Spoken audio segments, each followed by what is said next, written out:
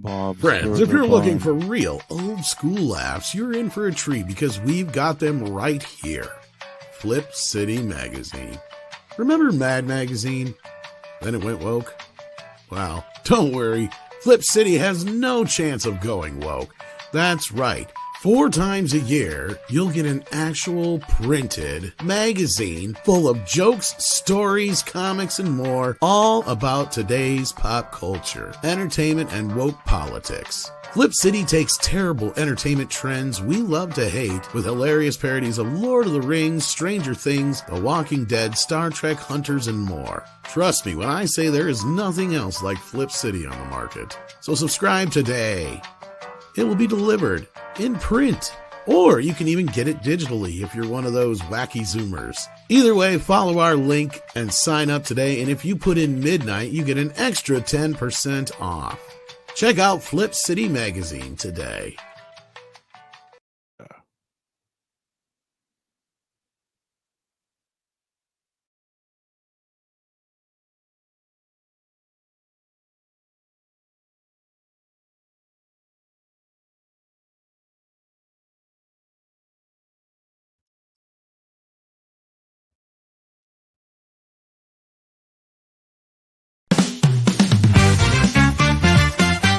We're gonna get a little bit crazy, wild and maybe even vulgar, if you please. It's after dark and we're gonna light it up.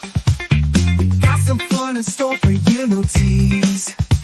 It's time for Midnight Sesh After Dark. A little naughty, will hopefully make you chuckle, but we ain't trying to hurt nobody, so get ready quick on the double, cause it's time for Midnight Sesh After Dark.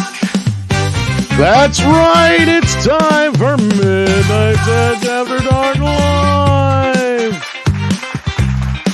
Tonight, Star Wars has trans clone troopers. Henry Cavill to star in Voltron for Amazon. And Price saw the Saturday Night Live movie. We'll hear what he thinks about that and a whole lot more. Welcome to the program. Once again, it's time for your favorite show on the intranets. I'm Tom Connors. We have with us a panel of distinguished gentlemen. We got Price of Reason. How you doing? Good. How's it going, man? It's going. You're looking good. Your little Thank you. icon there's talking as usual, so it's kind of tripping me out. But hey, I mean, That's I could what be on people tell screen, me. I suppose. People are telling me that it's tripping them out, but you know what? I think it's a good trip. It's not a bad trip per se, yeah. Not a bad one. We also have Nick Weiser, all 32 flavors of him. How you doing? I'm doing pretty great. I'm happy to be here. I love your Dumb and Dumber shirt. I'm glad that 70s rock fan is here too. Hello, chat. A little bit of a slow news day, but let's see what we got to cover because I heard something about a Voltron. Well, yes and no. I mean, Star Wars has gone full trans, and that wouldn't be so surprising. But of course, it's in a children's book, is my understanding. But somebody who knows a thing or two about that, because I sent him on that mission.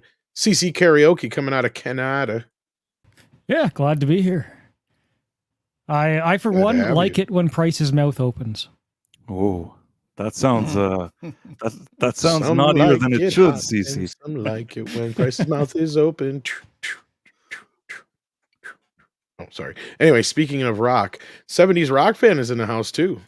Hey, how you doing? As Nick was referring to, I think I have suffered a few days from a recurrence of the back issue I had, so I missed a few shows. I heard. Yeah, But hopefully you're doing better. Well, the prescription candies are helping, and Oh, those do help sometimes. I've leveraged myself into the chair for a while. So yeah, I So missed you're you over there guys. just Missed you good guys. morning, starshine. Hello. The earth says hello. Why is it all misty in here? Yeah, so missed you guys. So it's I thought Oh, we're glad to have you. Time to get back in the chair. Yeah. Indeed, indeed. And we got some member chats and super chats for that member. Matter. Okay, now we can talk. FKHC 2005 has been here for 6 months. It says insert free member milestone chat here. Well, he did exactly what he was told. So there you go. Thank you for that, FKH. And then we got Chipmunk of Vengeance. It says Chipmunk of Vengeance became a member. So what level? Let's see. Because we do a thing here when that happens. It's Congo. Congo. Ooh, big spender. Here we go, kids. Congo level. Amy wants green drop drink. No. Amy wants green drop drink. All right, all right.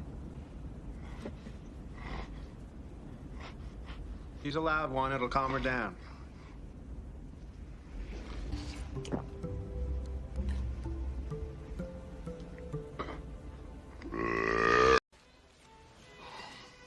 Stop eating my sesame cake. Stop eating my sesame cake!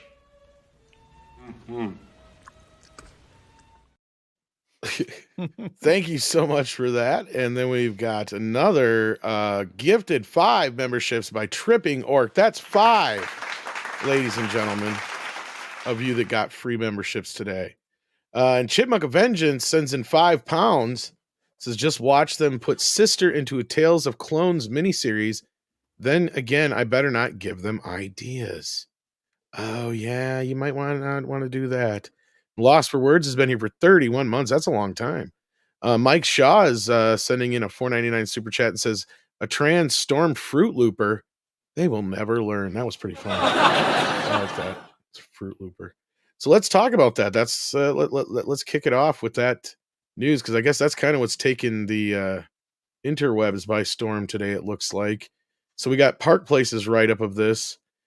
Star Wars debuts first look at transgender clone trooper after Disney CEO Bob Iger said he removed company from Culture War. Yeah, so this is from Secrets of Clone Troopers. It's from Simon and Schuster Publishing. We have a male trooper pretending to be a woman. Now, I guess this came to everybody's attention because of Star Wars Holocron X Post, who appeared to purchase a copy of the book because nobody else in the world did, evidently, but them. There's a book. Yeah, and it includes the first look at Sister. That's the name. A trans woman clone trooper. Exactly. The user added that the clone trooper Rex, who writes an Sadie. Even Sadie wants to say something about this. Sorry, guys. Who writes an in-universe account of the clone troopers describes Sister. When one of our kind expressed her gender identity differently than her fellow troopers, she feared she'd have to hide who she truly was inside. Fortunately, her brothers in the 7th Sky Corps gave her the name Sister as a constant reminder that she belonged. Now, wait a minute. If they're all clones, right? And the Ally forces want us to believe that all this stuff is genetic and you're born this way. Wouldn't a clone trooper being a clone of a straight dude go against that?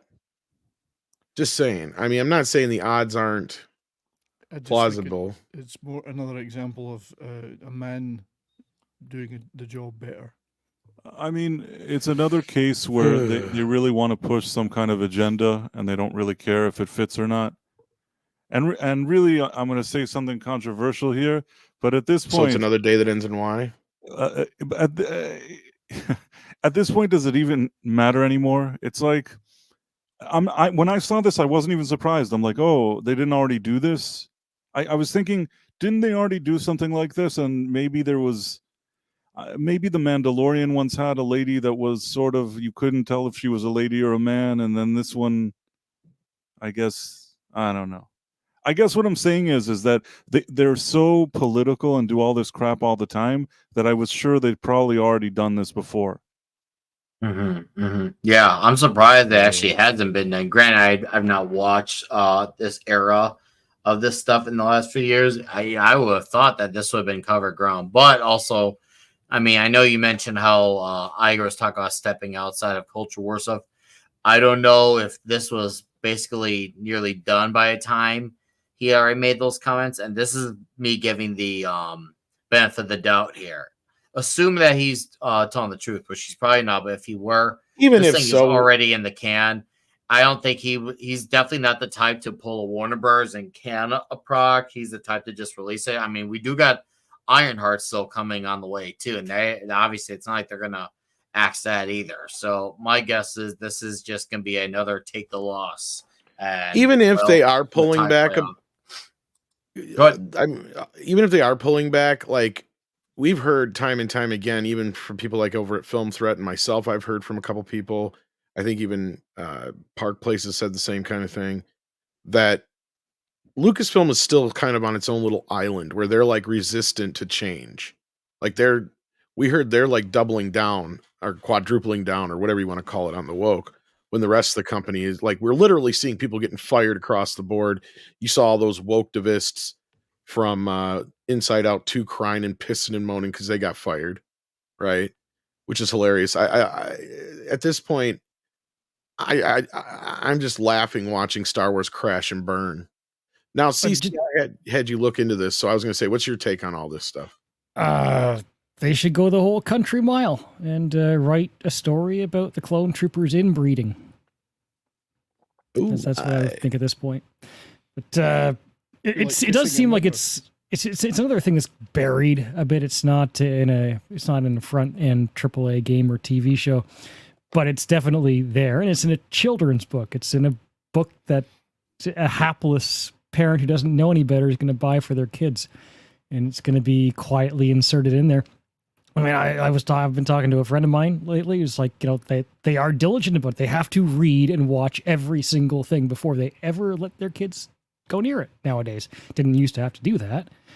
But you can't expect that of the entire population, especially if you've got full-time jobs and everything else to deal with in your life. You're not going to be able to pre-watch every movie, pre-read every book, but you just got to be aware of it.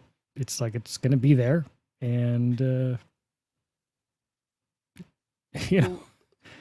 leaving aside the current day political reasonings for doing this, in a galaxy far, far away with this kind of technology where you can produce clones, or indeed you can genetically alter anything to be anything that you want, then it isn't a big deal in that respect.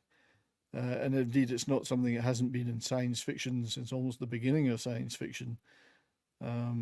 We know that's not quite why they're doing it, but it isn't a big deal in its own right.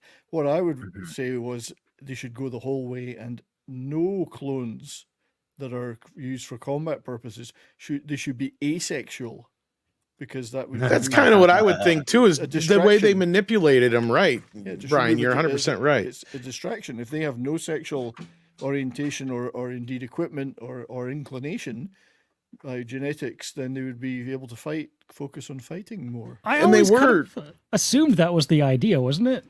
Well, yeah, I was going to say they were genetically manipulated to where they were more docile to take commands, and other things like that, to where I don't think that should have been out of the realm of possibility. And according to the write-up here, not to switch gears real quick, I guess this is official or some kind of commissioned artwork. It looks like donkey ass, and the head looks like it's been like plastered on, like some dude's head. It does look a bit weird, like somebody's cut and now, pasted. wait a minute, aren't the clone troopers all supposed to look like what's his face?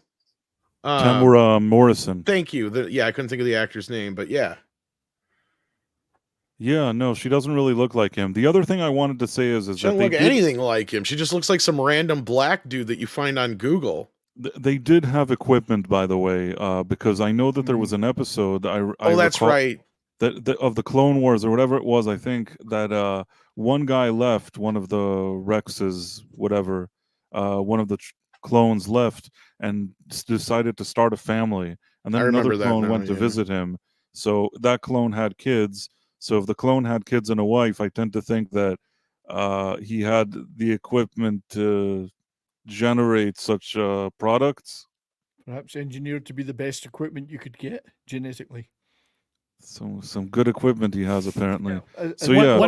People are rightly pointing out in the chat, testosterone was that's why they were male, I guess, because And it looks like they might be testosterone- updating Wikipedia at the same time. Thanks to Six Of for sending course this they in to are. me. Oh, here we go again. More revisionist history. Or if not, this isn't. Or this is what she's pointing out. Is this isn't the first trans character? That's what she's sending me here. And I said Okay. that. See, I've Yeah, been yeah, right yeah. on the money today. Okay, I but told what you she there's has some here other in nonsense. multiple works, characters use non-pronouns, specifically Yeah. Z, Zer, Elodie, Macrobanian, and Teepoff. People I've never heard of. Tipo, never ever heard of ever.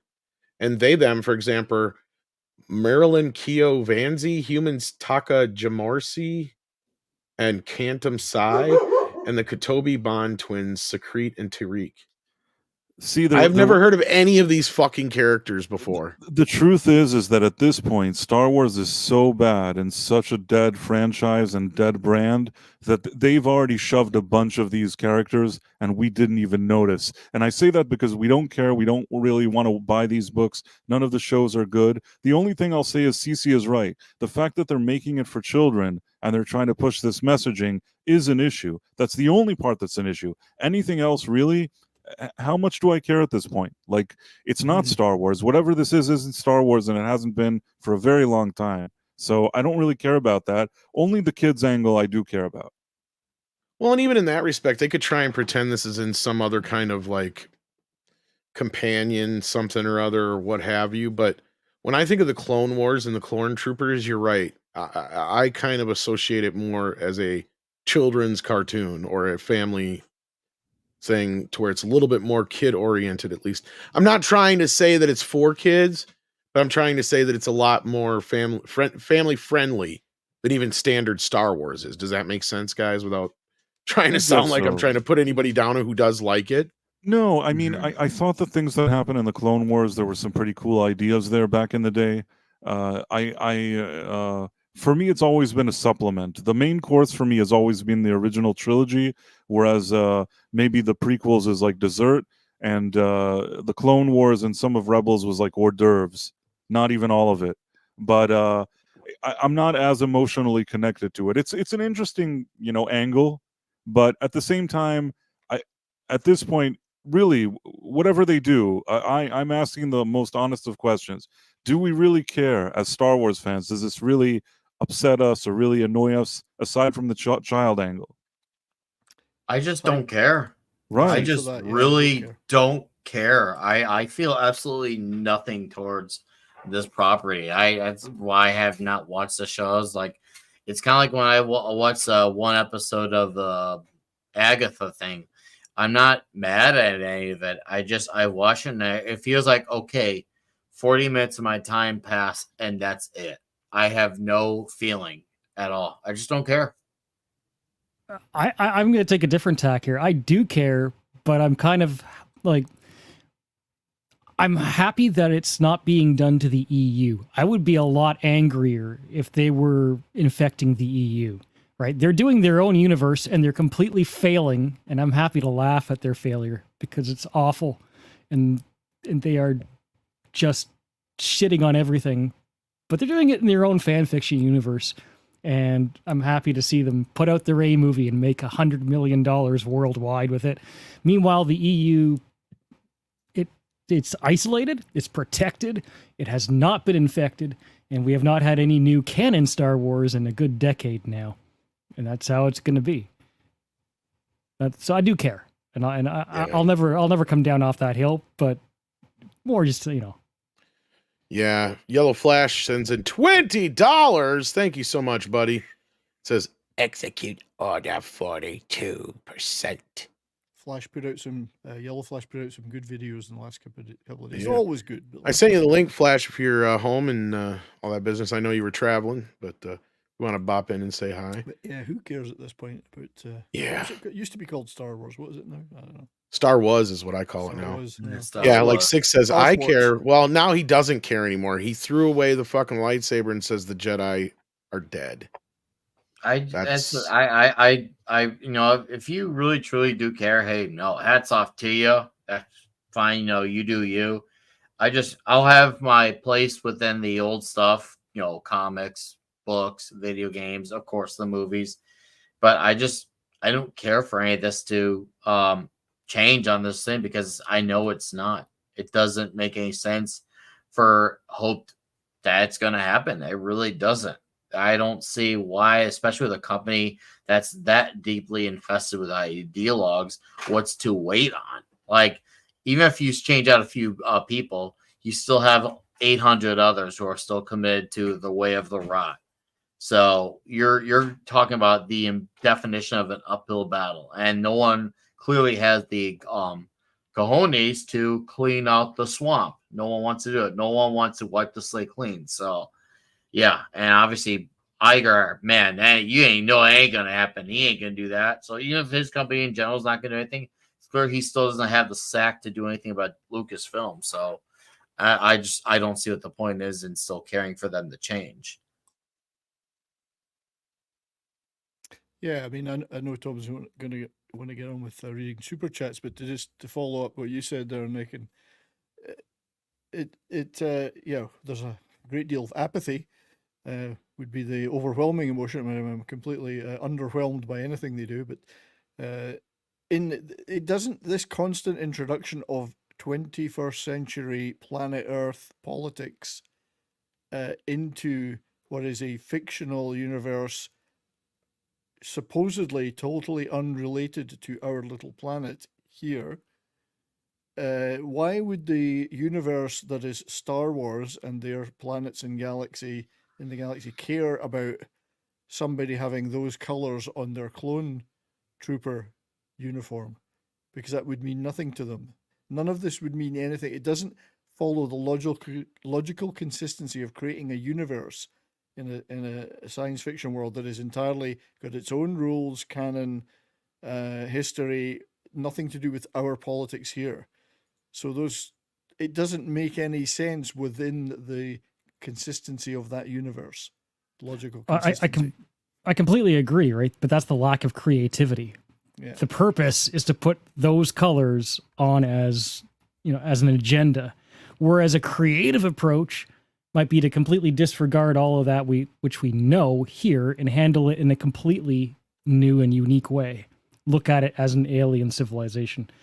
I was told that by a writer once. It's like when you write an alien civilization, you need to disconnect yourself a little bit from what we know and think of as normal in the human in our civilization, right? They would handle it in a completely different way, but then to do that, they'd have the freedom. They would need to have the creative freedom not to get hung up in the politics of it, right? They need to be able to actually think about what hurdles this character and the group may encounter as a result of it. At least then you're trying, and then I would accept that they're making an effort to do something that's maybe a little bit original and unique. They could have done something where they've said, let's say, that they made a mistake in the cloning and something with the chromosomes or whatever, however they want to explain it, they made a mistake and it came out like a woman. I don't know how you. And they would say you're saying it's a mistake, though. That's the problem. Yes. Yeah. Well, they're all men, and she's a woman. What else would it be? Well, and I'm gonna agree with what you were just saying. It could be a about happy accident. You know what I mean? Kind of like Smurfette on the Smurfs. They're a bunch of Smurfs, and she's a woman. Even though Gargamel, I don't know if that was an accident. I just think that I think Gargamel cooked her in a pot, and she had black hair at first. But then what happened was that Papa Smurf did a spell on her, and then she became. I was very young when all of this happened, but I think confused, but you think he you're put a right. spell on her, and then he became. Never mind. Back to the. No, I just want to expand on what CC was saying because I agree. Like this idea of modernizing and bringing current, political and social issues that we deal with, and putting them just like basically verbatim into sci-fi makes absolutely no fucking sense. It's the same shit we've been griping about for Star Trek for years. It's the core of the issue of a lot of the stuff we've had more recently with Star Wars. Star Wars went off the rails before a lot of this. Rey was part of that, the whole thing. Yes, I get it. But I chalk that up more to just bad writing and bad character. I just want to say assassination with Luke Skywalker first, before things even got remotely that woke. Now this is just flat out fucking woke to be woke, like Star Trek. I have something very important to say. Some people in the chat were saying that it sounded weird that I said that Gargamel cooked Smurfette in a pot, but he did cook her in a pot. Now go on. Yeah, Smurfs are fucking weird. They're French. Okay, that's all we need to say about that. Like, yeah, even if they were to write a character like this and have them come up against a ton of persecution and be like actually ground into the, like just buried by everybody hating them. And now I'm not saying that I would necessarily love that approach. Maybe a more nuanced approach, but even if they took that approach, it would be more effective for what they're trying to convey than just simply saying, oh, look at this person. Everybody loves them and there's absolutely no challenge. There's nothing to overcome and they're completely welcomed without issue. Are they Swiss? I thought they were French or Dutch. Yeah. There was a cool idea. Let's say they accidentally, and yes, it is absolutely an accident and a mistake. Screw anybody that doesn't like this idea. And then it's a woman, and maybe somebody comes along, like one of the commanders, whoever's doing the cloning, and he wants to maybe terminate her, but somebody's like, no, like we'll find use for her. We'll find something to do with her. Don't get rid of her. And maybe that's the dilemma because she was sort of an accident. And then against all this adversity and people kind of not taking her seriously, she has to kind of prove her value amongst these men. And you know what? There could be an interesting story here, one even that feels empowering. Even if at the beginning it seems like the way I'm explaining with a mistake in the accident, you could still do a cool story here. But that's not what they wanted to do. They just wanted their whole agenda peddling. So for children, so they did that. Yeah, I still try to work out the consistency in this. So she comes from a batch of clones that should be the consistency is gender fluid. Yeah, indeed. So he was mistakenly made a she, but is now being a he again. Why not just remain? No, a she I think and it's the prove other your way worth? around. Is It's it? a All right. male wanting to be a woman, right? Like, okay. So it was nothing. To do so with they the call cloning her process. sister. It's Yeah, nothing to This do with stuff the is cloning. so not worth keeping up with.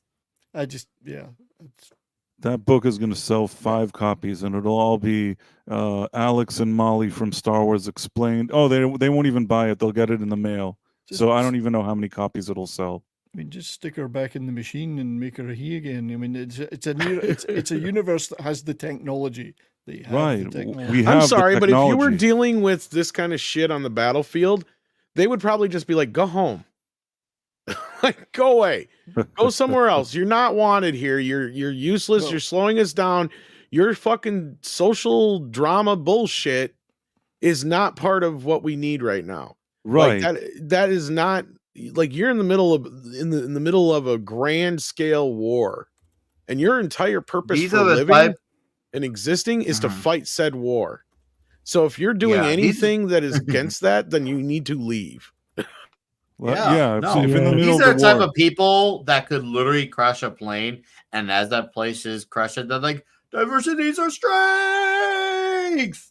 And I'll be like, that's literally what that'll be their marching cry as they go down, because at least they were diverse. So it's okay if they crash and die. I You agree know the with- shippers are going to go this way, right? Yeah. Use And the now just to be technology to straight- change the genders, Shippers, and now it's all going to become a little bit And of just a to be a straight, my gangbang. whole rant had nothing to do with sex. That can You stand wanted for to be being a female straight. trooper as well, right? Like that has nothing Just to be do with straight. them being clone troopers, but at the same time, if you're on a battlefield and you're part of a platoon, nobody gives a fuck about who you're sleeping with or who you want to sleep with, right? Right. That is not part of the problem. or what you identify as, because Exactly. That's my whole point. Yeah. Outside, you're basically a number at that point. right, they're like, you know, they're going out, they're on the battlefield, and she's like, wait a minute, I feel like a woman now. What about my pronouns? I mean, that would be a very Start strange singing thing in the Shania middle Twain of and shit. yeah, it's a very Man, strange thing I to happen feel in the middle of a like war. woman. I don't want to fight today, Sarge. I just want to dress up. Well, I mean, there should be, seeing as they are born a male, they should have the male parts to be effective on the combat field, and as long as they're effective in saving their crewmates. They could probably make them detachable in Star Wars. Well, I think it's silly to even have one want to go be a part of a family and all that shit, because that just goes against their genetics. Like it doesn't make any fucking sense. Like I agree with you guys. They would be basically genetically castrated. The only use their Well, dick has is to piss. I just assumed it was that from the beginning, way back before Disney Star Wars. I thought like they were never sexualized. Exactly. Like, I mean, I thought at that point, like they were made to be just basically like they know their purpose. It's not like it's even a hidden secret, right? There was there was never in OG Star Wars a lot of sex. Yes, you had Leia in a costume. You had the odd kiss here and there, but there was never a focus on sex or sexuality. Well, you got that awkward scene in Attack of the Clones, but yeah. So, but now, of course, it's 21st century politics in exactly a galaxy far, far away. And Deeple 101 sends in $5 and says, "Ahoy, panel and chat! I didn't know he was at sea." It says hashtag Disney Star Wars is dead. Velma is officially dead. Well, we knew that was getting 2 seasons and only 2 seasons, and that was it. What's this I hear about Voltron? Also remember to hit the like button for Ever EU. Yes, please hit the like button, and we're going to get to the Voltron news in just a few minutes. Mike Shaw is here. Thank you, Mike. Sends in $4.99, says Star Wars is in the bottom of the ocean floor next to the Titanic at this point. Rest in pieces. Yes, rest in Reese's Pieces, I think. Wondering if Mike's got a brother called Rick. He might. Abdulio sends in 2 and says such a clone would have been discarded in the lab. Yeah. Or they'd be just like, yeah, and let's be real. They wouldn't even really let them live their life. They would just be like, yeah, this one's a fucking dud.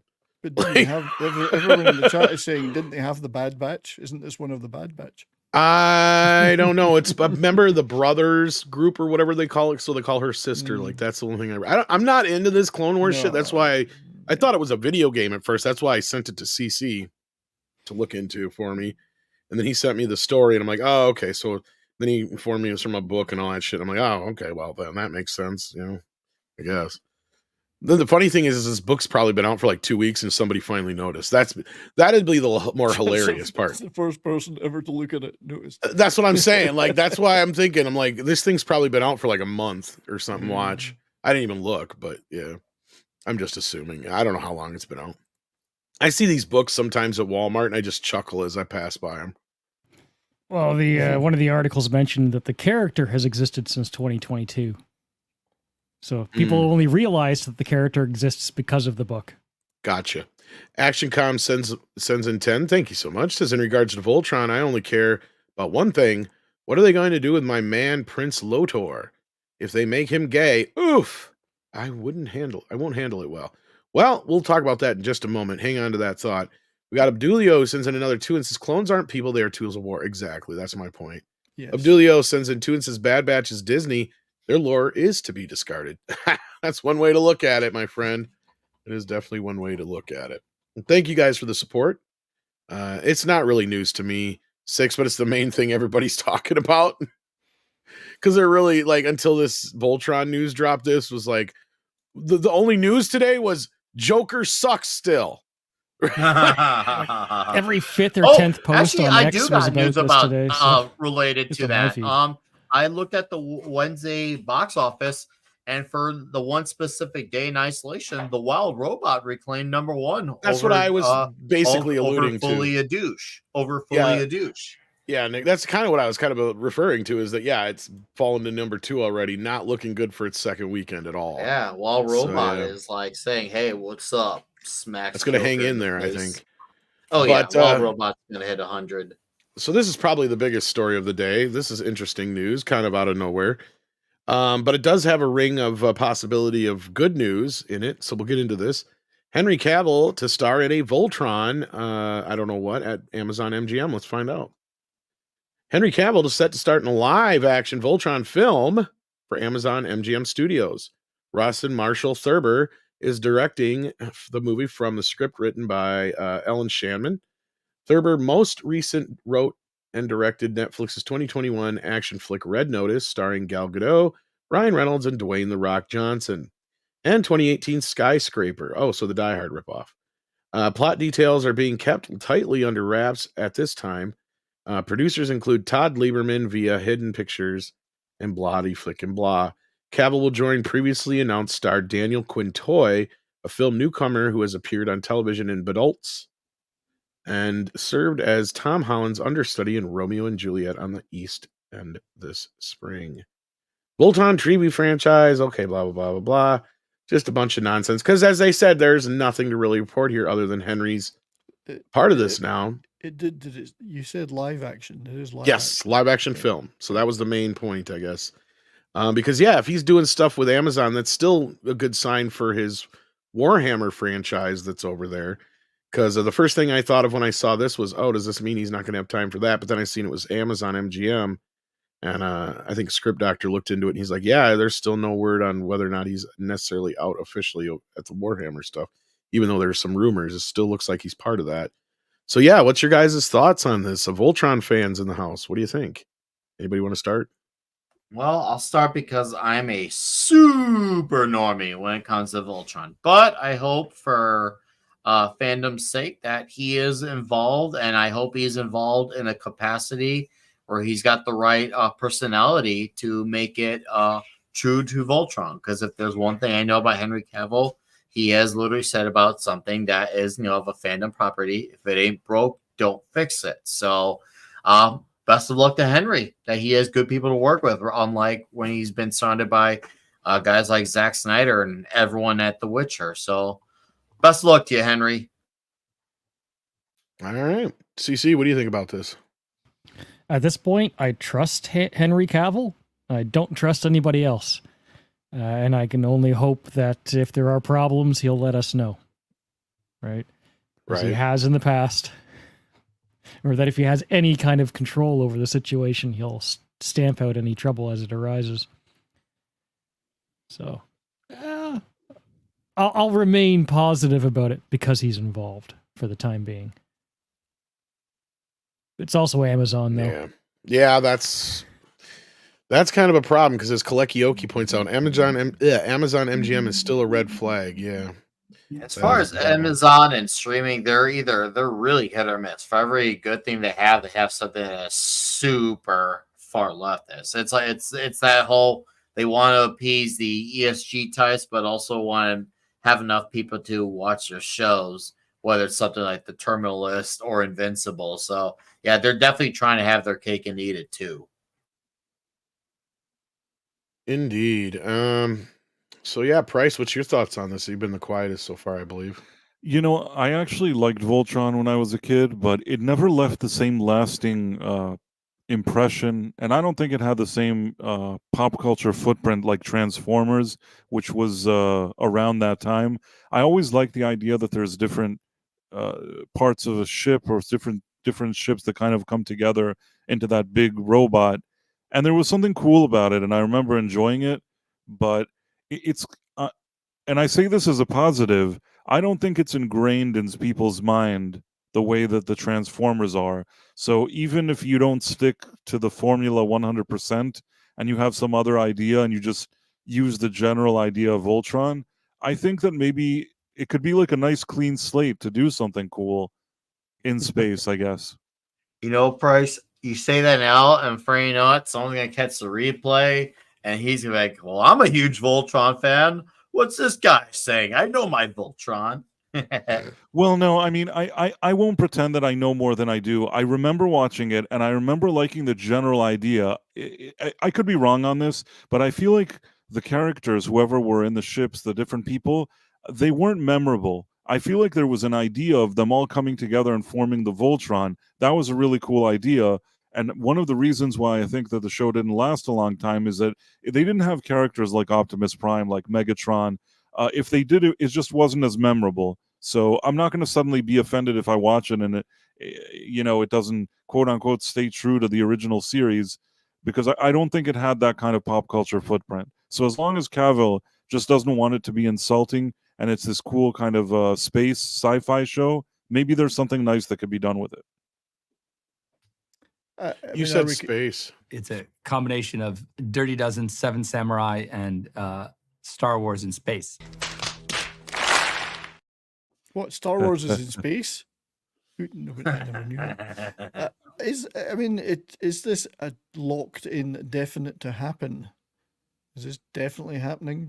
Or is it just another one of these, hey, we've announced it. I mean, it's an official announcement, it looks like, so. Like the 40K.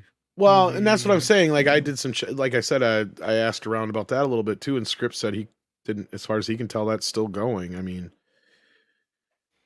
so we'll have to see how this rolls. Because there's been a few attempts at a movie for this over the years, or there's been a few people tried to make it. So, is this one firmer than the others? How firm is Henry? You tell me. Never mind. You sound like you have experience there, 70s. So why don't you tell us about it? Bottoms up. Don't make me laugh. It hurts my back. Oh shit. Many Dragon has been here for 13 months as well. As long as this Voltron doesn't go as badly as the Netflix series, I'll be happy. Those last 2 episodes or 2 season, I think he means seasons. Seasons, yeah. She means, I think it's she. Can't remember. I horrible. never watched that. Did anybody watch that show? No. And in fact, I've never really watched Voltron in general. When I grew up, I didn't have access to it. It's the wrong time frame for me. I was far too old for this kind of thing myself, but my kids were not yet born. I mean, I thought the toys were cool as hell, but I just never got a chance to really see the show, so I never really had any frame of reference for it. Got a good theme song? Mm. I can barely. I think that during those years, you had Transformers, you had Voltron, and you had GoBots. And for me, GoBots, I only remember the theme song, something like "GoBots, GoBots," something like that. I remember that. And I remember Voltron. I don't remember the theme song, but it was a cooler show than GoBots. Both of them paled in comparison to Transformers. Transformers was the clear winner out of those 3 shows. Yeah, it did have Peter Cullen voicing a couple of characters, though. So, Transformers. Which one? Voltron? He was Corin, and King Alfor. I didn't know that. Again, like I said, it's also, I feel like over the years, Voltron wasn't pushed into reruns or syndication. There weren't 70, maybe the Netflix one came out, I missed that, but there weren't, 7 big screen movies. I kind of feel like it got pushed to the side.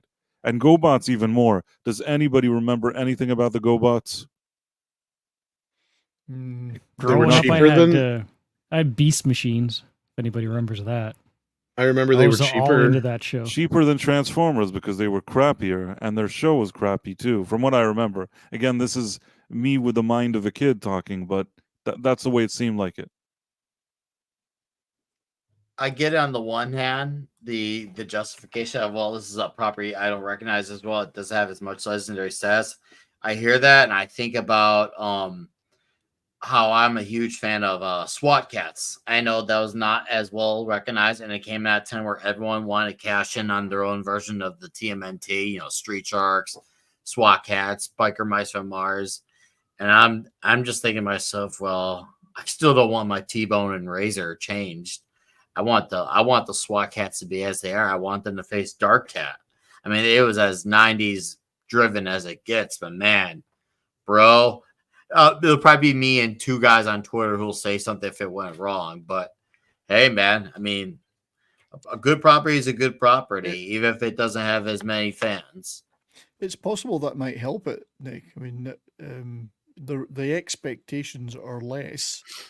Because absolutely. We know how much our established IPs that we love have been ruined. So less expectation, less familiarity, but if it's good and it's got good word of mouth, it could help it.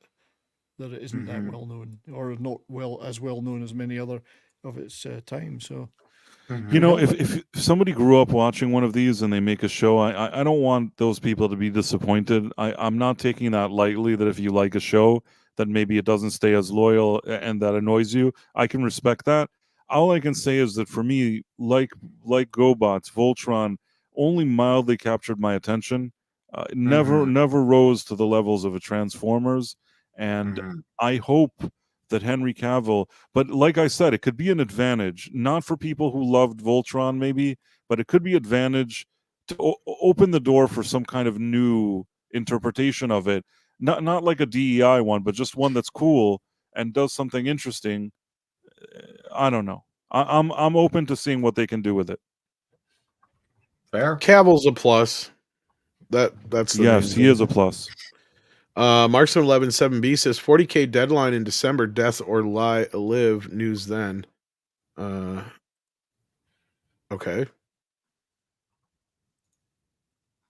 I'm not sure what you mean by that, Marksman. It's kind of vague. Death or live news, then. I don't get it. Sorry, you don't have to send in another super chat. Just add us in the chat. But yeah, no, that's the Voltron news for you guys.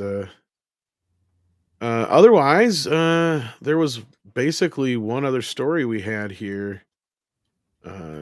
That Saturday Night Live movie came out, and one of us got to see it. I forgot it was coming out this week. Price, what did you think of this?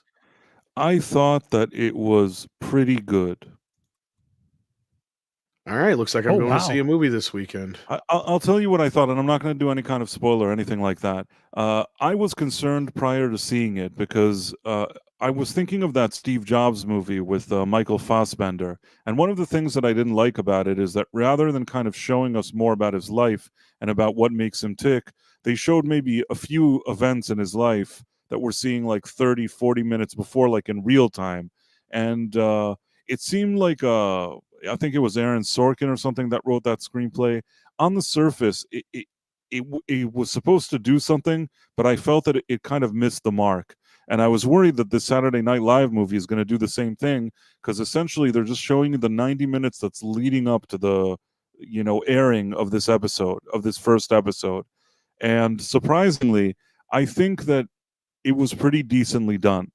No, I don't think the actors are necessarily one-to-one like the originals that I know, but I think that whoever they chose to be the actors at least did their best, and it seems to capture some of that madness. And I think really that's the point of the movie, to show you the era, the sort of recreational activities and type of attitudes and egos people had there behind the scenes. And I think that it's at least interesting. Maybe some creative liberties, maybe some dramatization or whatever it is. But at the end of the day, there's something interesting there. And I think that it probably captures some kind of essence. And I like that. So I need to think about it a bit more because I just saw it. But I didn't dislike the movie.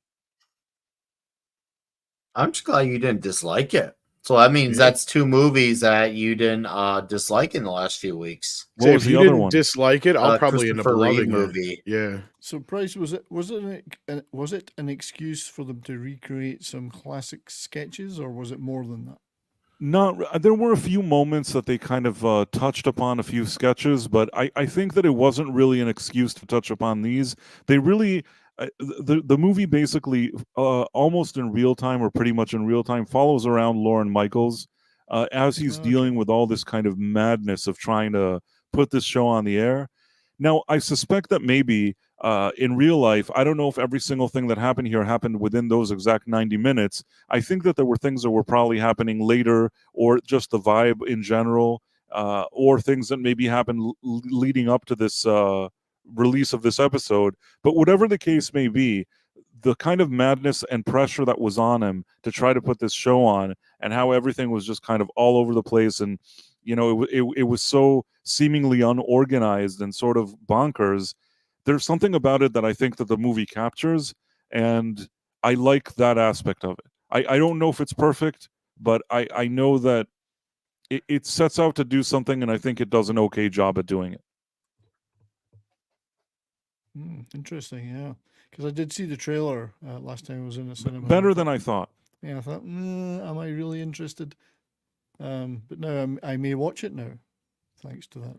Yes. It's better than I thought, and also I was worried it would have like some modern day winking and like a bunch of politics and weird thing. I didn't feel that. I felt that it really. It also, for a second today, when I think of Saturday Night Live, I think of the current Saturday Night Live, which means I don't think much about it at all. And when I do, I try not to think about it. But when you see this thing, you kind of remember the type of talent that they actually had back then. Even though it's actors playing them, but like Chevy Chase, Belushi, Aykroyd, suddenly you're looking at this and you're thinking, wow, that's really, it's a whole different era, it's a whole different vibe, and you start remembering what you actually did at some point, like about Saturday Night Live, and how it was an important show that actually was relevant and mattered and launched so many careers. and somehow indirectly touched upon movies that we would later watch, or directly even. So I guess what I'm saying is it kind of made me appreciate what Saturday Night Live was in the past, even though I don't really think much of it currently. Well, looks like I'm gonna have to try and save up and book a ticket for that this weekend. I'm so curious to hear what you think.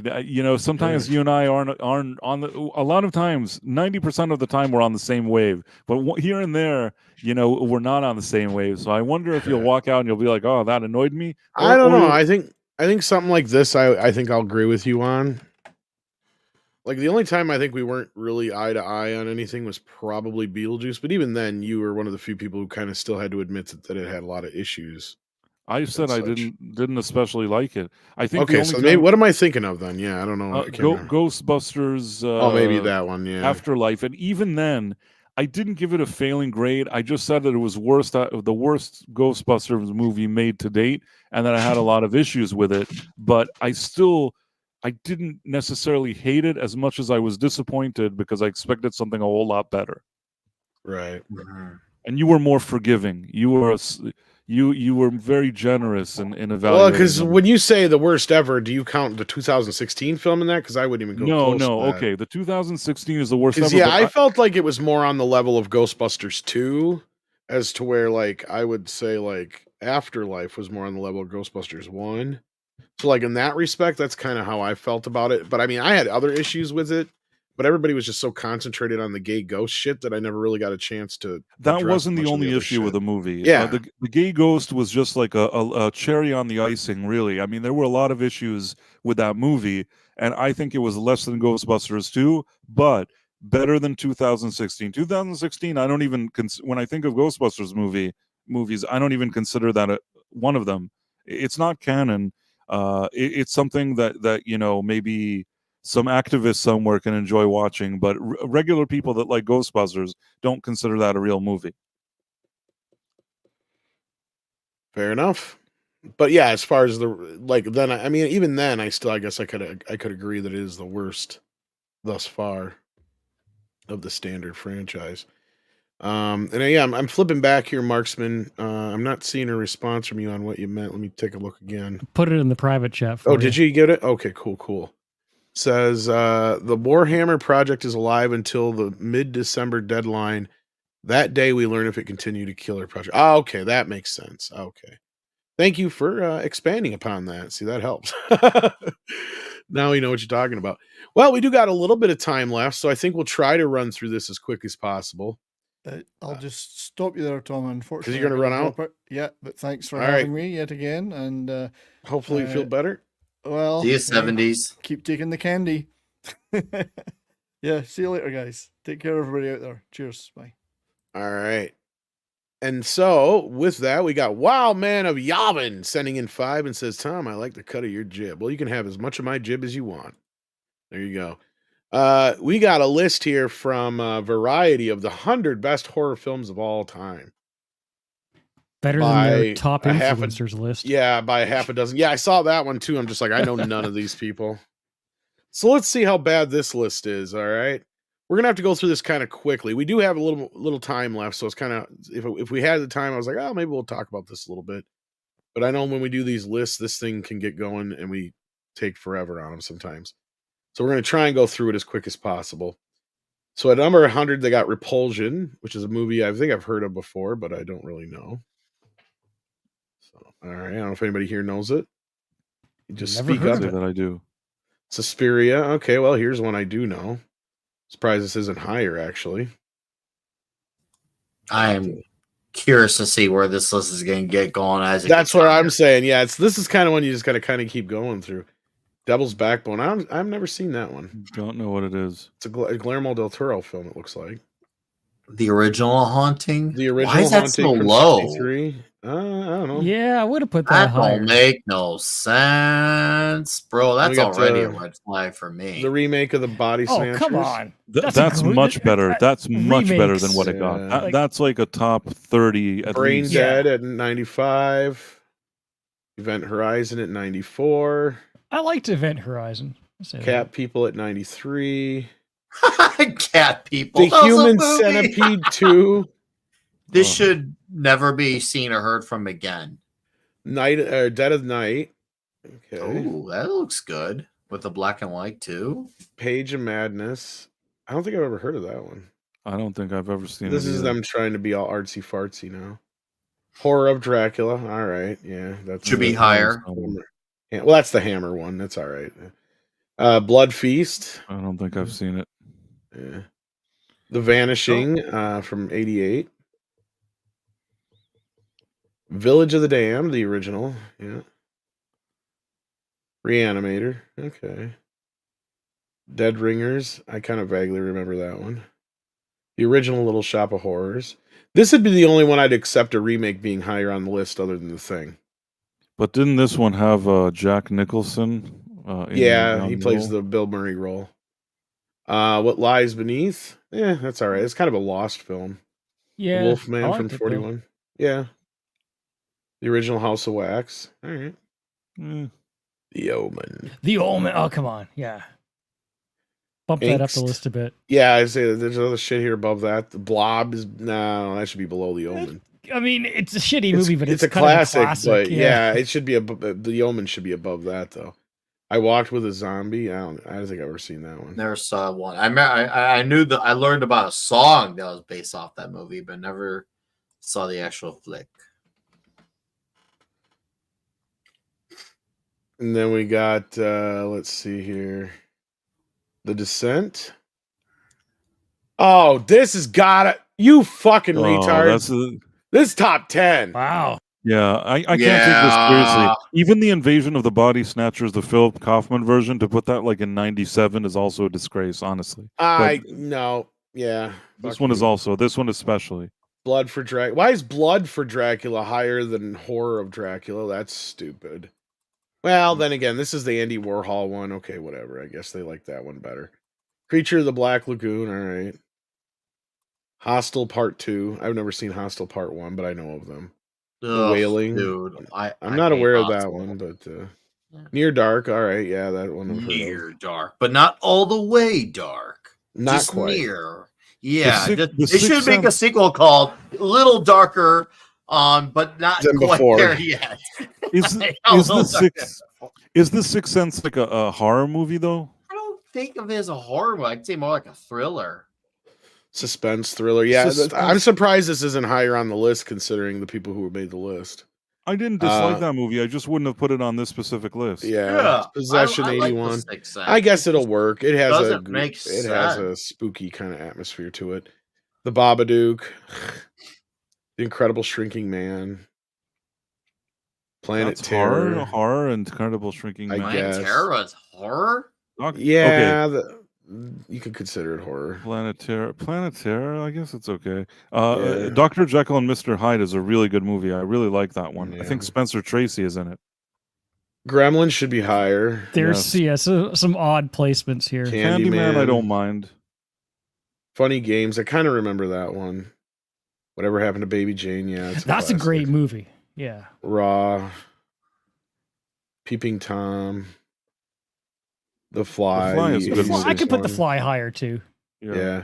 Cabinet of Dr. Caligari. Yeah. I would especially put that one high. That's a lot higher. Let the Right One In. Yeah. Doctor of Cabinet Caligari is like it reminds me a bit of the Nosferatu one. It's kind of I'd put think that it's one F.W. top, Marneau. I think at least directed top that one 20 too. for me.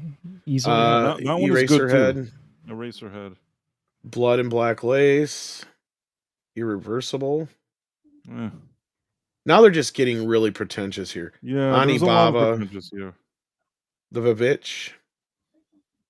Now we're talking. Here's the Birds. That's a classic for sure. Oh, I love The Birds. They're considering Godzilla a horror film. Oh, yeah. They're weird. I mean, I like the No. movie, but I don't know if it's a horror movie, but okay.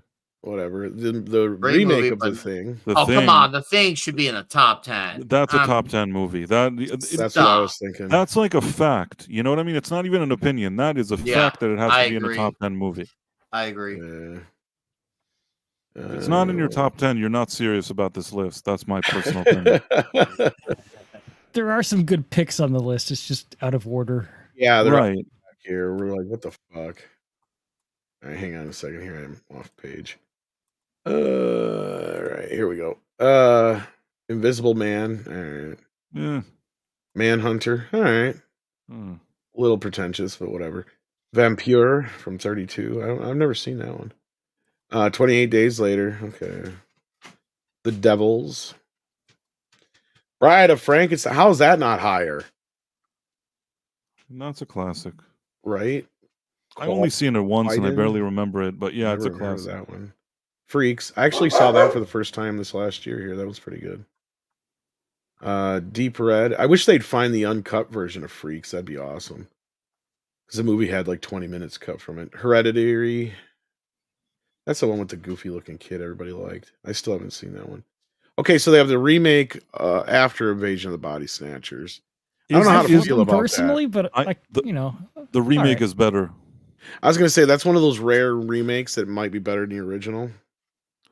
Philip Kaufman is an underrated American director. I think that I think they had more to say in that era too than they did, because like all you really have in the original one is just the Cold War scare, right? Right. By the time you get to the 70s, you have civil rights, gay rights, fucking woman's lib, post Watergate, Vietnam. I mean, how much more shit can I pile on here that they're playing with in that 70s version, right? I mean, especially the Watergate, post Watergate, you can feel that in it, I think. The guy that directed the newer one. Oh yeah, I agree with you. He is actually co-credited as the creator of Indiana Jones, by the way. That's true. Yeah. Which already it gives him some points. But in any case, I like what he did there. Yeah, and I don't know, Manhunter. I feel like people pin this thing onto the Thomas Harris stories that it's like, look, at the heart of it, they are basically slashers, right? Hannibal is no different than Freddy Krueger. So, because I remember that was the big thing in 91, 92 is that a horror film, a slasher film finally won Best Picture with Silence of the Lambs. And everybody's like, basically it has all the same tropes as every slasher film we've ever seen. Just because it's directed by Demi and it was expensive doesn't mean it's much different. Really. Right. So I don't know. I can kind of consider that horror. Evil Dead 2. Okay, now we're talking. Army of Darkness better be higher on the list at this point. I don't know if Army of Darkness will be on this at all. Night of the Hunter. Ringu. Eyes Without a Face. Ooh, here we go. Phantom of the Opera. The Wicker Man. The original. Dracula. Now this should be higher. Unless Nosferatu's higher. The Innocents.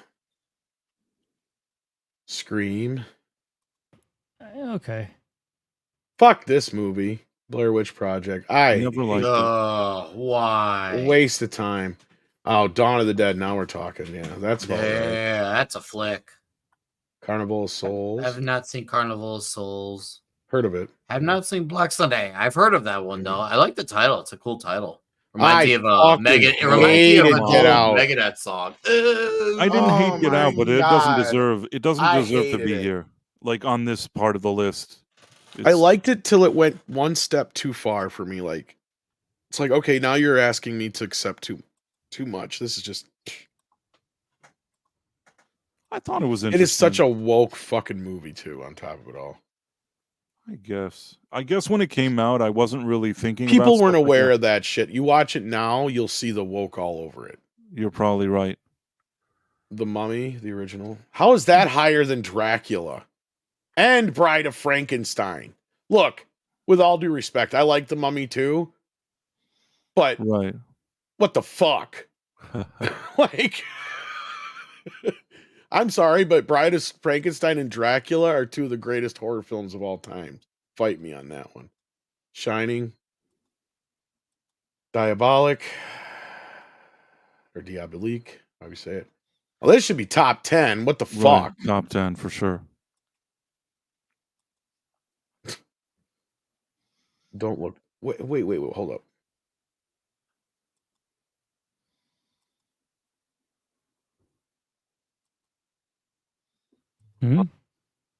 Are they trying to say? Do they not even understand that Roger Ebert gave Halloween a good review? Let me read this to you guys and see if you guys get the same thing I did from it. Yeah. Roger Ebert referred to them as dead teenager movies. Demoralized by number of Black Christmas knockoffs he was obliged to sit through during the 1980s and resenting them even more than Friday the 13th, applied giallo levels of horror gore to the genre.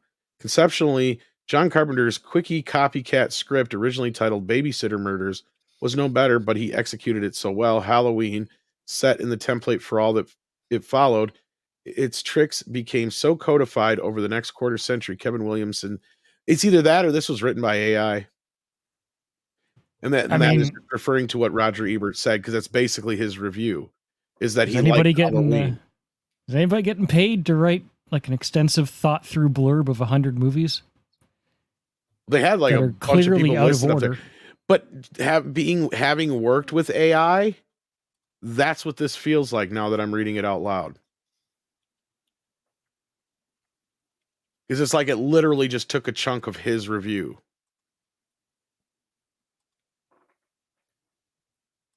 I don't know. That's some horrible writing, if you ask me.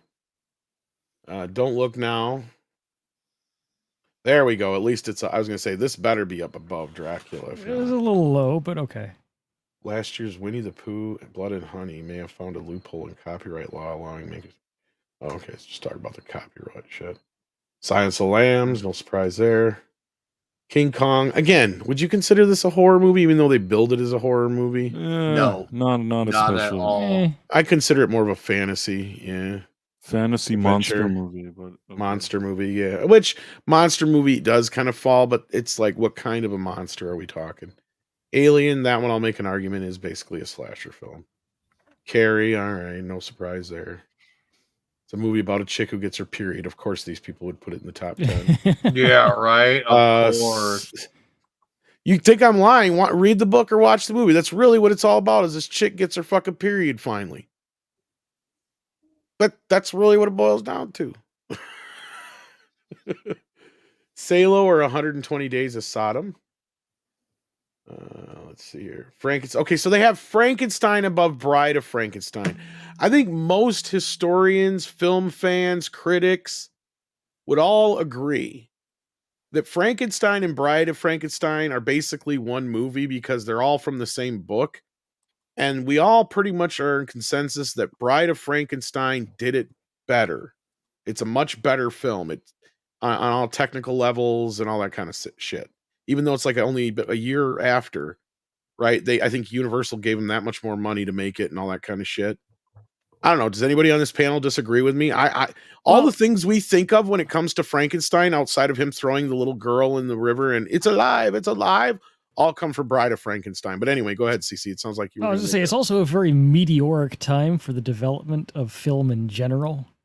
I mean, the difference of a year at that time in history would have been quite substantial in terms of what they had to work with. Well, Dark Hierophant makes an argument that 31 Frankenstein's better. I don't know. Bride of Frankenstein. Oh, man. It's got all the good parts in it. It's basically the last half of the book. Young Frankenstein for the win, I guess. It's Frankenstein. I haven't seen Hellraiser on here yet, Yellow Flash. I don't think it's going to make the list, not this high. I'm looking for Rosemary's Baby. Did I miss it? We not what seen one? That one yet? Rosemary's Baby? No, you haven't. That might make top few here. Audition is at 99. It may not make it at all. They may not put Rosemary's Babies on because it's not a PC. Oh, yeah. Is it not PC? I mean, because of the person that directed it, they may want to. Oh, they don't give a shit. They like him. Let's see. But you got a point. But I mean, I'd say the un-PC thing is, I can't remember, was Rosemary Baby more of a pro or a non-pro abortion film now? I can't remember. Night of the Living Dead is a classic movie. This is one we're going to be doing. I kind of soft announced it already. Rosemary's Baby. There you go. I told you it'd be on here. You're right. I'm really surprised. They don't think it's rape, remember? Ah, okay. Uh-huh. Remember, that's what Whoopi Goldberg said. Yes, she explained it, I guess. It's not like it's right, okay? That's pretty much exactly what she said. Remember, everybody on The View is a dumbass. Is it just me, or does Whoopi Goldberg always sound like she's trying to take a shit? Yeah, I feel maybe like she is. She's pretty large. She's bound up, maybe. I don't have any way to prove it, but I feel like Bound up or backed up? She smoked a lot of cigarettes, I think. I don't remember her voice being so raspy. It was a little raspy back in the day, but not that bad, no. No, I think it has to be cigarettes. I feel like we're talking we're talking 90s Whoopi versus now Whoopi. Yeah, big time. She sounds 70 packs of cigarettes a day. Maybe I'm wrong, but if you told me that's what happened, I think she was a heavy smoker back in the day. She seems like she would be. Rosemary's Baby's here. Fucked up movie. That's the thing. Like Roman Polanski, he's made some great fucking movies, but he's a degenerate piece of shit. So go figure.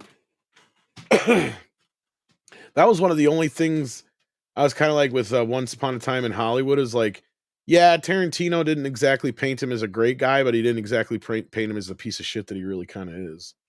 So, Jaws at number 4. Look, this is my favorite movie ever. Does it belong on the horror movie list, though? I don't know. For Halloween movies? No. Oh, not at all. Sorry, Jaws. I love you. This is the one time I'm going to make an argument. I would accept Gremlins, even though that's more of a Christmas movie in my opinion. But Gremlins is a great gateway horror film for kids. I would know. In this case, though, no. I'm going to say that should not be on the list. Psycho, definitely though. I mean, this is the granddaddy of them all. Yeah, Psycho, I could see. Yeah, Psycho's a that is a good movie. It's Psycho, okay. Well, it's the granddaddy of all slasher films. Right. I mean, fair enough. It needs to be on the list. This is not my issue, not this thing. Norman Bates is the original slasher, man. And I know there was a few movies before that did similar things to Psycho, but nobody remembers them. Everybody remembers Psycho and Norman Bates. Now, this should be number 1, in my opinion, but The Exorcist. Yeah. You could be right. Maybe it should have been number 1. This is one of the greatest fucking films of all time, just alongside of Jaws and Nightmare on Elm Street, as far as I'm concerned. But The Exorcist is one of those movies that is on such a high level. Like, look, this to me is a Godfather level film. Like, I don't know if people understand that. To me, personally. Like when I think of cinema, I think of things like King Kong, Wizard of Oz, The Godfather, Ben-Hur, Gone with the Wind, The Ten Commandments, Jaws, The Exorcist. Those are movies that come to mind when I think of, you know what I mean? Like 10 out of 10 movies that chances are everybody's either seen them and loves them or knows of them. In this case, it probably scared the ever-loving shit out of you. The Poltergeist is the one that scared the shit out of me growing up. I like that one gave me nightmares. Maybe not the first one you'd think of, but Poltergeist wouldn't exist without The Exorcist. I think absolutely not. The Exorcist. The reason why The Exorcist is also important is because it was such a game changer when it came out, and I think so many people that make even to this day horror movies kind of use it as a reference. There's certain movies like that, just like when you think about Mafia and you think of a movie like The Godfather, you think of horror, you think of The Exorcist. There's certain movies like that. Yeah. Oh, and Exorcist 3 is great. I wouldn't say it's better than the first film, but it's a great fucking movie. And it works more so because it's such a different film. Mm-hmm. And yeah, thank you, Yellow Flash, for that. And again, I sent you a link if you're home, buddy. If not, I totally understand. I know. Night of the Hunter was on the list already. That was one that was on here. Amityville is one that did not show up on the list yet. And I highly doubt that's number 1. But I just wanted to throw some love at The Exorcist because this is one of my favorite films. I feel like number 1 is going to annoy us. And I have a very hard time with this film because I wish that Friedkin had done an ultimate cut before he passed away. Because the perfect version of this film is the theatrical cut up until the exorcism. Then from the exorcism out, I like the redone version. And I'll tell you guys why. Because I could give a fuck about all the little flashing faces and little ancillary shit that was added to that cut. All the stuff that needed to be added in, and the stuff that William Peter Blatty was most worried about is all in that third act. And I agree with William. I love the break in the exorcism scene to the point where a lot of people think it was there from the beginning. They don't. I think I've even at one time forgot. Oh yeah, it wasn't in the original version. That scene where they're sitting on the stairs, because in the theatrical cut it just has them sit there and it's quiet, and then it cuts right back to the other shit. In the extended cut is the point of everything in the movie, where it's basically Father, the younger one, turns to Marin, and Father Karras turns to Marin, and he goes, "Why her? Why this little girl?" And he goes, "To make us, to make us feel ugly and to make us ask why." And it's just a great fucking scene, and it just explains everything that you need to know. And it's from that scene where you get that turn in the next part where it's, the climax of the film. And then you also get the little post bit right after Regan and her mom leave, and you get the new friendship between the other priest and the I detective. think that's the only version I've seen, by the way. You see, and that's the only things in it that are added that I want back in the original theatrical cut. Because otherwise, the theatrical cut is lean, mean, and it cuts straight to the point. But those are the only parts that I feel like are missing. All the other added shit that he did was just kind of like just added shit, like faces flashing in the walls and stuff, and just weird stuff. But anyway, that being said, let's see, what is number one? Texas Chainsaw. Oh, really? Wow. I love Texas Chainsaw Massacre, but I'll say This something is controversial. very underwhelming that they showed. This is something you put for. All right, now I know like this top is 20 maybe at best. Thank you. I was gonna say top 20, top 25. I'm sorry. Yeah, maybe 25. It's a writer's agenda on the list all over it. Toby Hooper's got better films than this. Yes, this is a granddaddy film. I'm not going to deny that. It's definitely a movie that belongs on this list, but number one over The Exorcist? Come on. Yeah, that doesn't. And Halloween and Nightmare on Elm Street? Come on. They probably did the whole list because somebody was like, we have to put this number one, so let's make a list. Not one Hellraiser movie? I actually not like one? Texas Chainsaw Massacre 2 better. Don't tell nobody.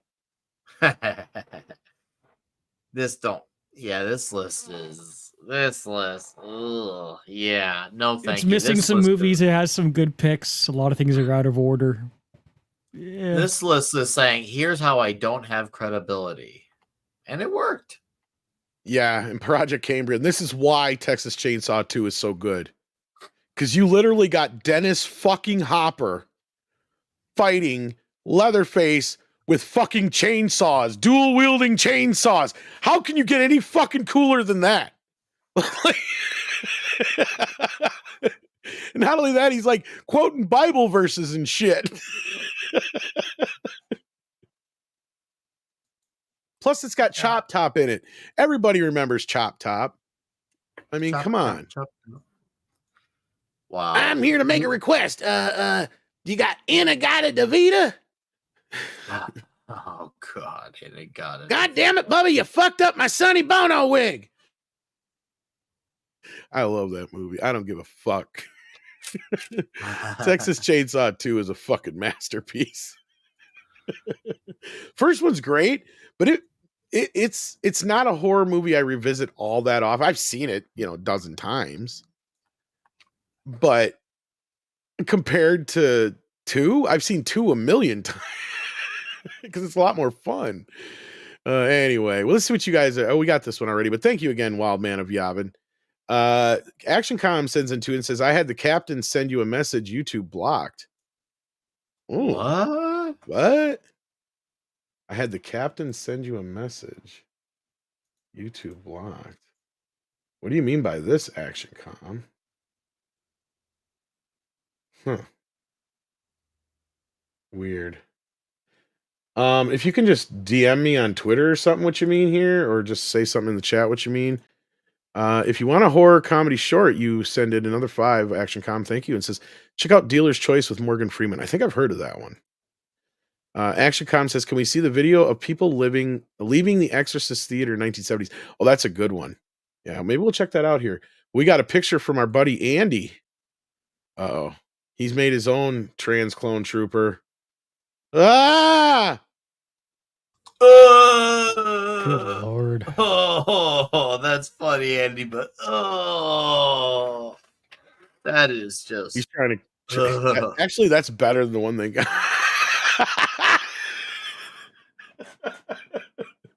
I'd actually kind of watch. Like, this looks like something Robot Chicken would do.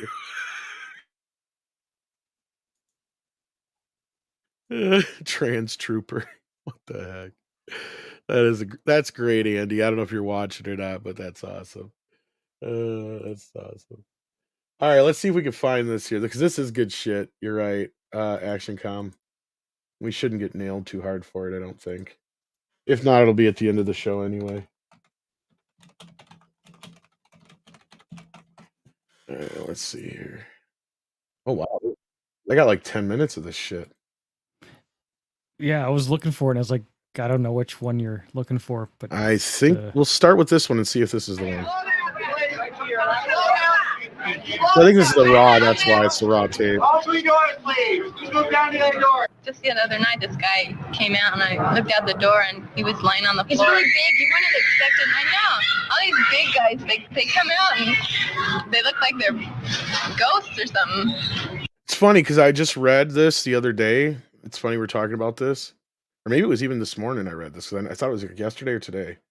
That a bunch of people, after they saw this movie, like criminals, went and confessed a bunch of their crimes after seeing this movie. Can you imagine that?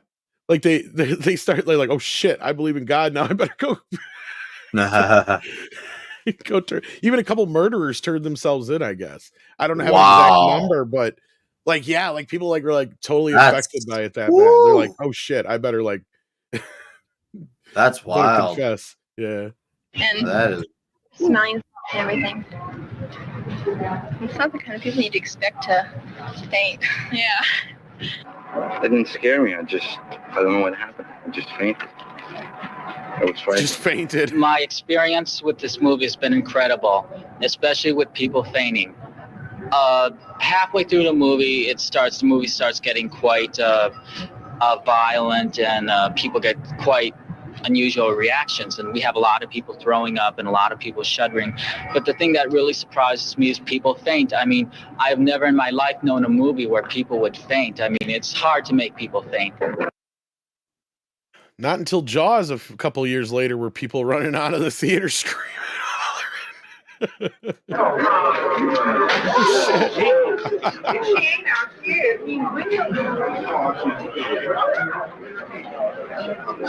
don't think this isn't the one I've seen before, but this is still good shit. Well, as soon as they faint, I get out the smelling salts, and we have two kinds. We have a little bottle with smelling salts, and I uncap it, and I hold it under their nose, and they come to, or else we have the little pellets, and I break them, and then they come to. And most of them, once they fainted, they don't go back into the picture.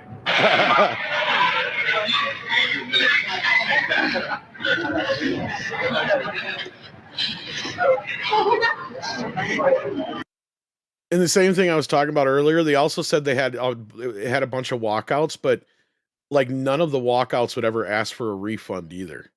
That's the funny thing. Like, because usually when people walk out of a movie early, they ask for a refund, I guess. That was one thing they also noticed, is that a lot of people would just leave. They wouldn't even ask for a fucking refund. Just kind of, oh, now it's going to be a dick.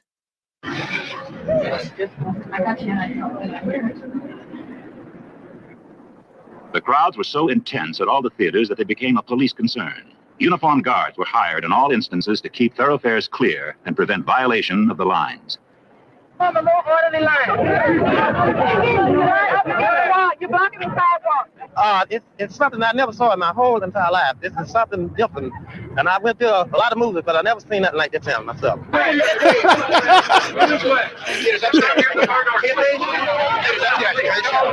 That was a black dude who was a fucking cop, and he's like, this shit scared the hell out of me. All the way down here, please. Keep your line in.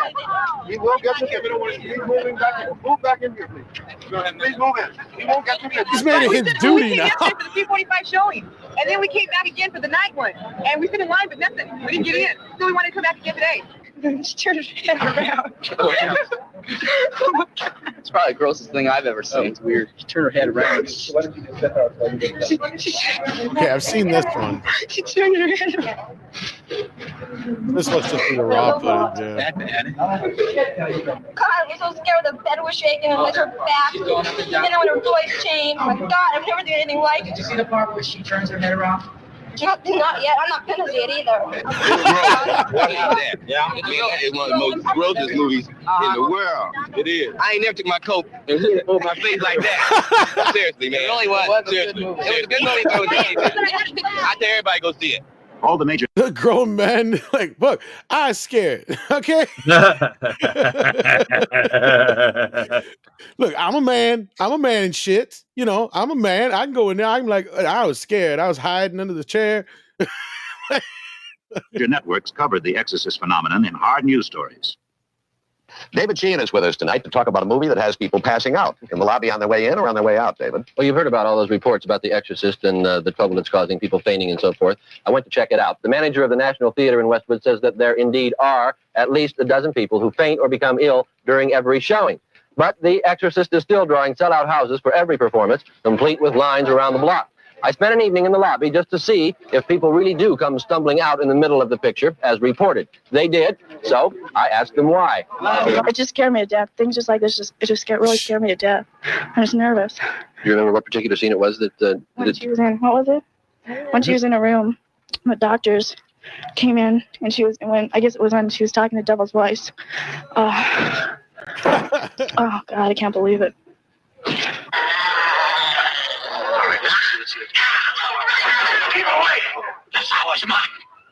Are you going to go back in and see more of the movie now? Probably, yeah. What are you going to do right now? I don't want to see it, but my curiosity is killing me. I have to see it. I think she's I all fainted like turned 10 on minutes by it, after looks the like. first beginning of the movie. And I walked out, and they gave me some water. I passed out in about the first half hour, yeah. Do you remember what it was, what scene it was that affected you so much? Convulsions, when she took convulsions. Because I have a little girl, and it was like watching my little girl. I think it's disgusting. Why?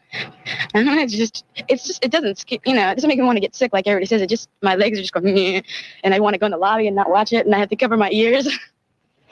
What was it that made that happen? She is disturbed. When she started talking like devil coming out of her. Yeah, she's like fucking. How about you? I can't even describe it. It's so horrible. It just, Are you I don't know why I waited 4 hours to see that. The devil made her did it, I bet. The fact that people do wait 4 hours in line and then go back in to see more after they've fainted or gotten sick, I guess it shows how far some people will go for the thrill of being chilled to the bone.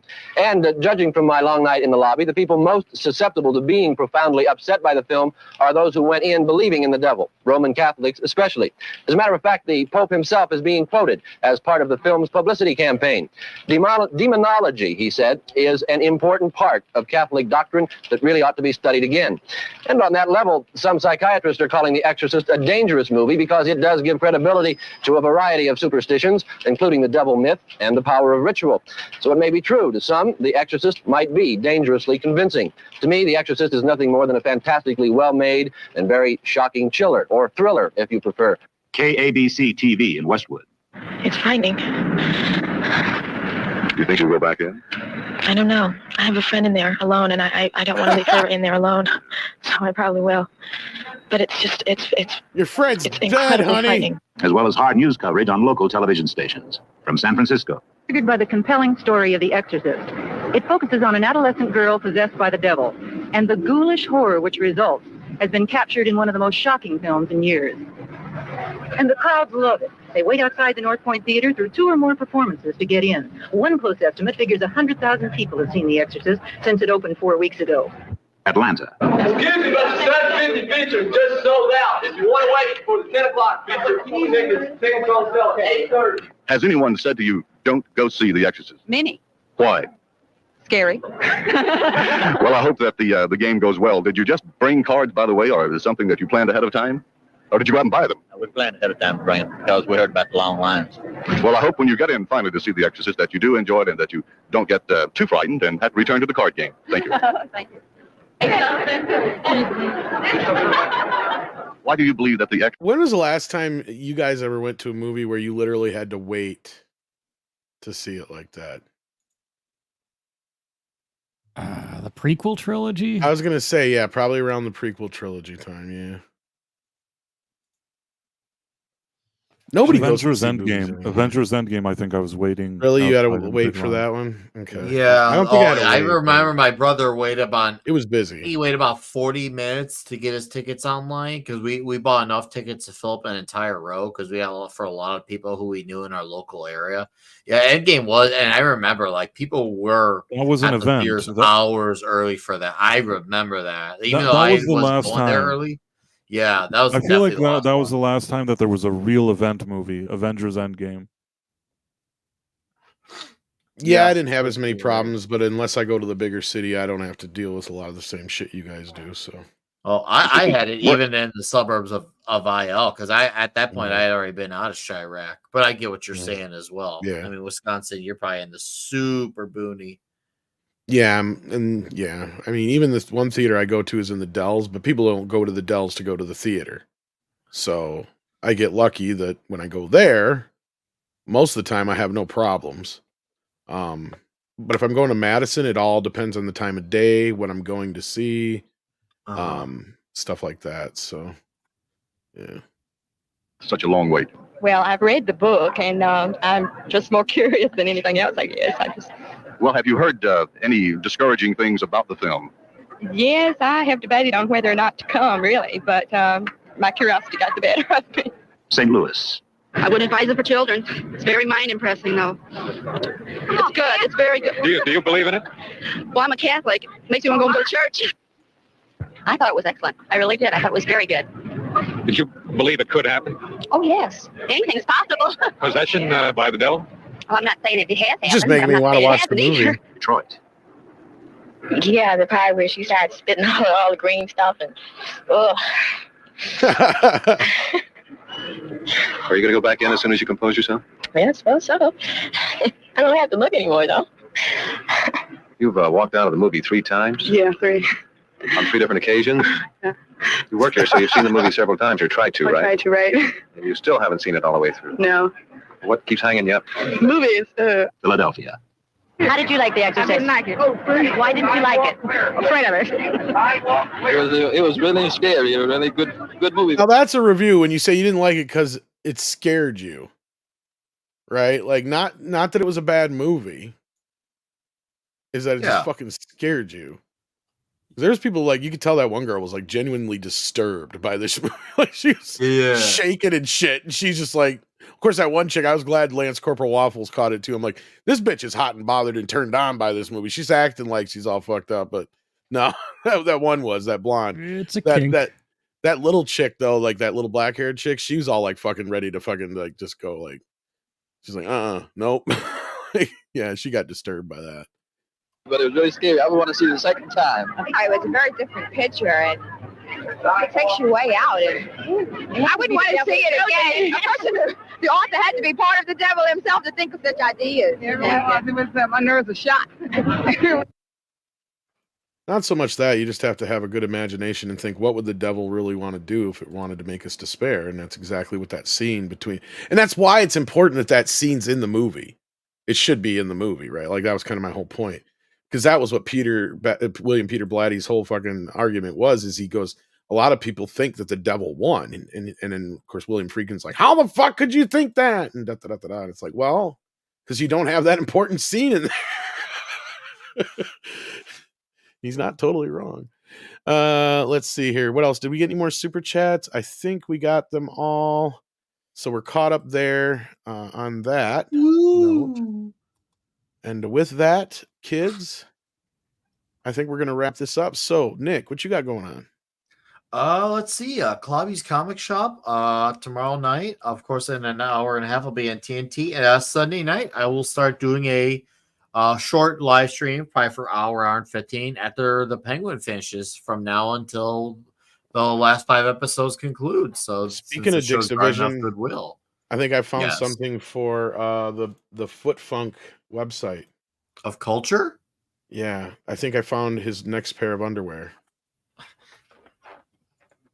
Well, you're at to make that little strap a little smaller. Well, yes, this is the large, but it does come in multiple sizes. It's the ball cradler. Yeah. It's the ball cradle. It cradles the balls. Oh, ball cradler. I have no idea. Which unfortunately, culture will not be around. Our friend has to rest tonight, so we gotta make up for the lack of. We'll see if I show up. Well, I hope I got a lot of work to do. I got to get this Nosferatu edited, man. Andres threw a bunch of shit at me, and I'm just like, dude, we got to get this up eventually, right? Like this is. I thought it was done already. You can only wait so long for you to get it up, Tom. So come on. Well, that's the thing. Andre likes to pull that shit. This is Andre for you. You'll do a bunch of work. It looks amazing. I love it. Then you do a bunch more work. It looks amazing. Great. And then you do a bunch more work till you're done. Now, here is a long list of things I want changed. That's Andre. I know people like that, yeah. It's like, why didn't you tell me to change those things back when I was back? No, he don't do it that way. That's not how Andre works. And then as we're researching, he finds out a bunch more stuff. So like that leads to a bunch more changes. And then I had to stop working on the movie itself proper and start editing the retrospective, which is now done. That's actually done. The release version is. I haven't got the director's cut done for the Blu-ray yet, but that's a different story.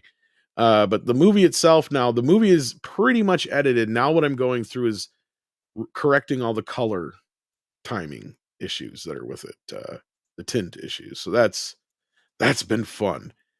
So yeah, and working with various different sources and everything else has been just a blast. So yeah, it's getting there, getting done. But CC, I'm hoping we're going to do some karaoke one of these days. Ooh. I got Canadian Thanksgiving this weekend. I know you keep saying that. We're a little strange up here. So it sounds like we might be solo again, Price. Actually, this weekend, even I may not be able to. So God it may be damn not even our secret little karaoke thing this time.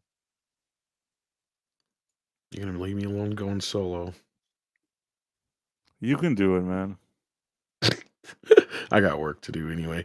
On that note, what do you got coming up? Anything CC that you wanted to plug or not offhand now since you got I mean, there are things I might like to plug, but probably not for your channel, I mean, for your channel. No. Okay. Just check out your channel in general. Awesome.